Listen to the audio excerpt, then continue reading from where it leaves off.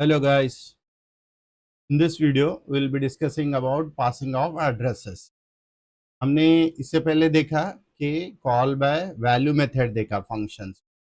जब एक फंक्शन हम कॉल करते हैं then if there is a need to pass variables because some of the variables are local to main function, तो वहाँ पर क्या करना पड़ता है अपने को, कोई और फंक्शन को हमको भेजना है तो हम पैरामीटर्स को, वेरिएबल्स को भेजते हैं, उसको हम वैल्यू से भेजते हैं क्योंकि जस्ट कंप्यूटेशन के लिए लग रहा है.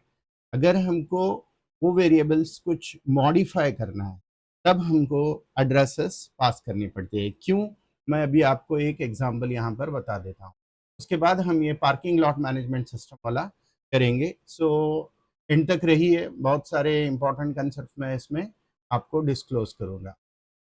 तो सबसे पहले हम देखते हैं कि अगर मेरे पास एक मेन मेथड है, मेन फंक्शन है, जिसके अंदर मैंने वेरिएबल्स लिया, दो वेरिएबल्स a इक्वल टू 5 और b इक्वल टू 2 लिया.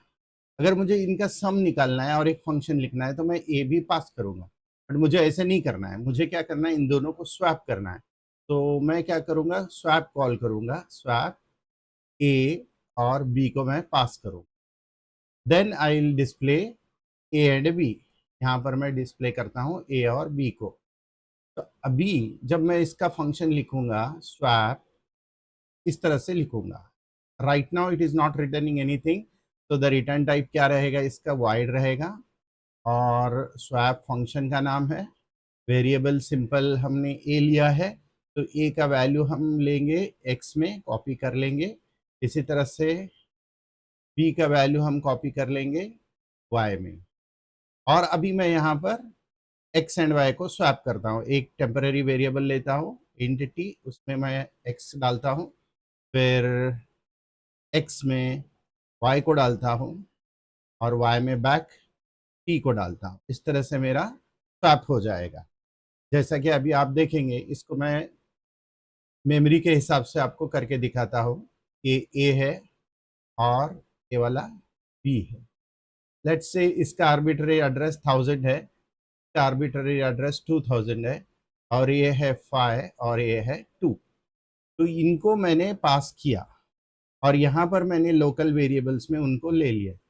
x और y लोकल टू स्वैप है, उसमें मैंने कॉपी कर लिया. a का वैल्यू 5, b का वैल्यू y में कॉपी कर लिया 2, और एक टेम्पररी वेरिएबल है मेरे पास t. यहाँ पर लॉजिक लगा के मैंने क्या किया, x को t में डाला, फिर x में 2 को डाला, ओवर राइट हो गया, और y को बैक मैंने कर दिया. स्वैप तो हो गया, इधर फंक्शन में एक्स वाई स्वैप हो गए. But when I go back, यहाँ से मैं वापस चला जाता हूँ कॉल को और डिस्प्ले करता हूँ ए बी तो अनचेंज्ड ही रह गए क्योंकि हमने ये जो एक्स एंड वाई चेंज हुए यहाँ पर, इनको हमने रिटर्न नहीं किया. अच्छा, मुझे रिटर्न करना है एक्स एंड वाई को, तो मैं रिटर्न एक्स, रिटर्न वाई ऐसे अगर बोलता हूँ तो पहला रिटर्न ही स्टेटमेंट जाएगा, दूसरा रिटर्न बाईपास हो जाएगा. तो ये वे से हम रिटर्न नहीं कर सकते. और सेकेंड थिंग क्या है, जब आप वैल्यू रिटर्न करते हैं तो फंक्शन का लिमिटेशन क्या है, only one variable. C plus plus में फंक्शन का लिमिटेशन क्या है, the function can return a single variable. Because हम जब कॉल करते हैं यहाँ पर ए इक्वल टू लेना पड़ेगा या बी इक्वल टू लेना पड़ेगा, एक ही वेरिएबल में आएगा, दो वेरिएबल हम नहीं ले सकते. जैसे कि पाइथन में आप कर सकते हैं a comma b is equal to swap, ये पाइथन में अलाउड है, बट सी प्लस प्लस में ऐसा सिंटैक्स अलाउड नहीं है. तो अभी हमको रिटर्न करना है, रिफ्लेक्ट करना है, हम करेंगे कैसे, उसके लिए हमको ये पासिंग एड्रेस वाला कंसेप्ट यूज करना पड़ता है. नाउ मैं क्या करूंगा, अभी देखो, I'll pass addresses instead of values. देखो, address of a, address of b pass कर रहा हूँ, जो कि 1000 है और 2000 है. अभी पहले वैल्यूज पास किया था, अभी मैं एड्रेसेस पास कर रहा हूँ. क्योंकि आप एड्रेस पास कर रहे हैं तो कंटेनर कौन सा टाइप का होना चाहिए, it has to be a pointer. To hold a address we need a pointer variable.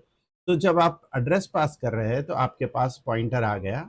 तो then x is now address. ये x में अभी क्या रहेगा, वैल्यू नहीं रहेगी, x में 1000 एड्रेस आ गया, y में 2000 एड्रेस आ गया।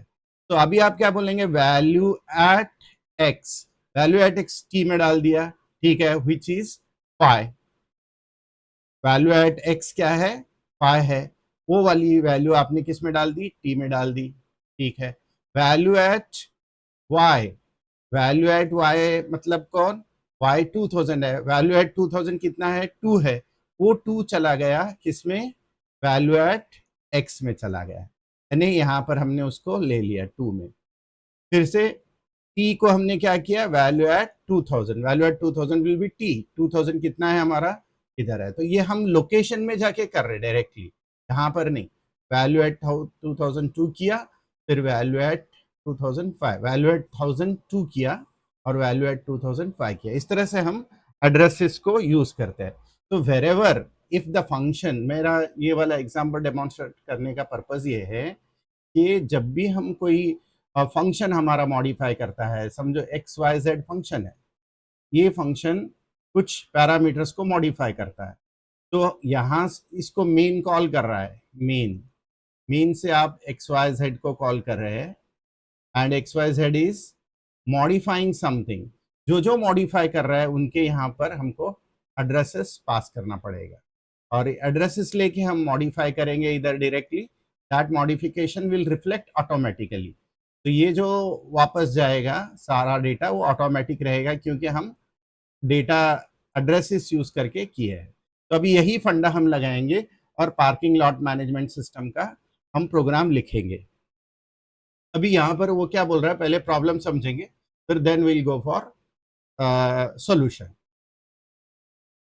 When a car enters parking, एक हम प्रोग्राम एक मेन प्रोग्राम बनाएंगे, एक सिमुलेशन है, ये सिमुलेट कर रहे हैं हम पार्किंग मैनेजमेंट सिस्टम को, कि जिसके अंदर अवेलेबल स्लॉट्स रहेंगे, टोटल पार्क कार्स कितने हैं वो पता चलेगा, पार्किंग रेवेन्यू क्या जनरेट हो रहा है वो है। तो हमको एक पर्टिकुलर नंबर ऑफ स्लॉट्स लेना पड़ेगा, जैसा कि मेरा पार्किंग सिस्टम है 100 कार्स में अलाउ करूंगा, या मेरा पार्किंग सिस्टम है 50 कार्स को मैं अलाउ कर रहा हूँ।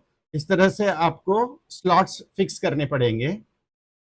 देन एक बार आपके स्लॉट्स फिक्स हो गए, जैसे जैसे कार आएगी, कार आ रही है, तो आप बोलेंगे add a car, add a car क्या करेगा, वो स्लॉट ऑक्यूपाई करेगा, तो अवेलेबल स्लॉट्स डिक्रीज होने चाहिए, और वो कार ऑक्यूपाई हो गई तो उसका रेवेन्यू एक हम कुछ ले लेंगे, एक कार के लिए 50 रुपए हम पार्किंग का फीस ले रहे हैं, तो वो हिसाब से चार्जेस हमारे रेवेन्यू बढ़ता रहेगा। तो वेरिएबल्स कौन कौन से होंगे, available slots, parked cars, revenue, ये हमारे रहेंगे मेन में। मैं दिखाता हूं आपको इधर, सी अवेलेबल स्लॉट्स, अभी हमारे कौन से मेन में क्या क्या रहेगा भाई, मेन में रहेगा, मेन फंक्शन हम लिखेंगे उसके लिए, उसमें रहेगा अवेलेबल स्लॉट्स, वो रहेगा इंटीजर अवेलेबल स्लॉट्स, हम ऐसे उसको वेरिएबल नेमेंगे। इनिशियली हम लेंगे 150, जितनी भी आपकी कैपेसिटी है, मैं डेमोन्स्ट्रेशन के लिए 5 ले लूंगा, 5 कार्स में अलाउ कर रहा हूँ। और parked cars, initially parked cars रहेंगे 0, कोई कार है नहीं अभी अपने पास, और अपने पास रेवेन्यू भी 0 है। तो ये अपने वेरिएबल्स लोकल टू मेन है। जब मैं यहाँ से मेन से कॉल करूंगा ऐड अ कार, ऐड एक कार, एक पार्किंग में मैंने एक कार ऐड कर दी, तो ये सारे तीनों भी इंफॉर्मेशन चेंज होंगे। जब एक कार ऐड होगी, पार्किंग कार, पार्क्ड कार्स होंगे 1, मॉडिफाई होगा, अवेलेबल स्लॉट्स कम हो जाएंगे, 5 से डिक्रीमेंट होके 4 हो जाएगा, रेवेन्यू 0 से, पहला कार का हम अगर ₹50 ऐड कर रहे हैं तो 50 आएगा। तो ये तीनों के तीनों चेंज हो रहे हैं, तो ये तीनों का तीनों एड्रेसेस हमको पास करना पड़ेगा, address of avail slots, address of parked cars, address of revenue. तो इस तरह से ये तीनों ऐड कार के लिए हो जाएंगे।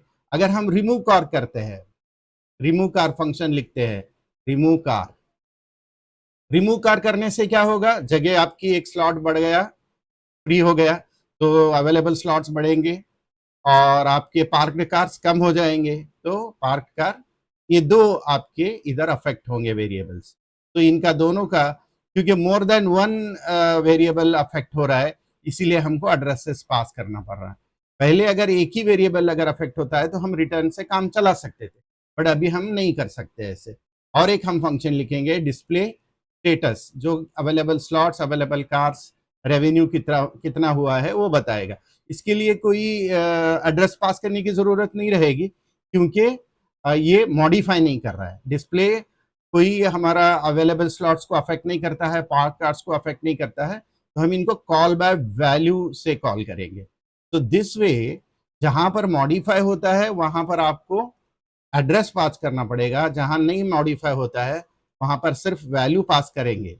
देखो, तो ये तीन फंक्शंस हमको ये वाला कंसेप्ट क्लियर डेमोन्स्ट्रेट कर रहे हैं। If the variables are getting modified in a function and we want to reflect them back, we must pass their addresses, and if they we want to just use them, then we have to pass their values, we need not pass। तो ये वाला मैं programme अभी आपको क्या करूंगा, मेनू driven बना के आपको दिखाता हूँ। इधर ये मेन में मेनू ड्रिवन लिखता हूँ, enter 1 for add car, enter 2, यहाँ पर मैंने लिखा है, एक बार आप गो थ्रू कीजिए इसको।